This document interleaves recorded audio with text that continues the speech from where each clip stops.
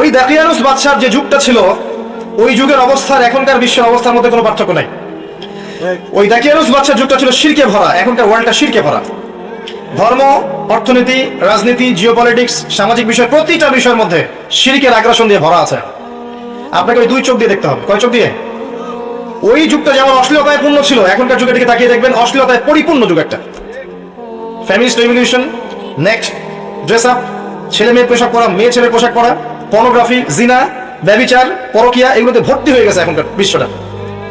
ঠিক দাকিয়ানুস বাদশার যুগের মতো। দাকিয়ানুস বাদশার যুগের মতোই হালাল হারামের পরোয়া মানুষ করছে না। সুদ খাচ্ছে, ঘুষ খাচ্ছে, দুর্নীতি করছে, অন্যের সম্পদ আত্মসাৎ করছে, রিজিকের ক্ষেত্রে হালাল হারামের কোনো পরোয়া করছে না। ঠিক ওই যুগের মতোই প্রতিটা বিষয়ে কুফর, শিরিক, অশ্লীলতা, মাদক, পর্নোগ্রাফি, হালাল হারামের মানদণ্ড উল্টে দেওয়া, আল্লাহর হালালকে হারাম করা, আল্লাহর হারামকে হালাল করে নেওয়া, শিরিক করা, স্ট্যাচু ওয়ার্শিপ করা, প্রতিটা বিষয়ে এই বিশ্বের মধ্যে আছে।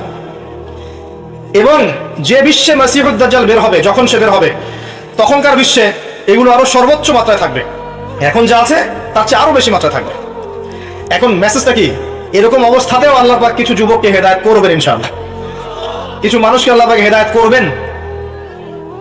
ইন্নাহুম ফিতয়া আমানু বিরাব্বিহিম ওয়া জিদনাহুম হুদা। ওইরকম সমাজের মধ্যেও আমি কিছু যুবককে হেদায়েত করেছিলাম যারা আমার প্রতি ঈমান নিয়ে এসেছিল এবং আমি তাদের হেদায়েতকে বাড়িয়ে দিয়েছিলাম। আল্লাহ পাক যুব সমাজকে হেদায়েত করবেন ইনশাআল্লাহ আগামীতে, এবং এখনো করবেন ইনশাআল্লাহ, এবং আল্লাহ পাক তাদের হেদায়েতকে বাড়িয়ে দিবেন ইনশাআল্লাহ।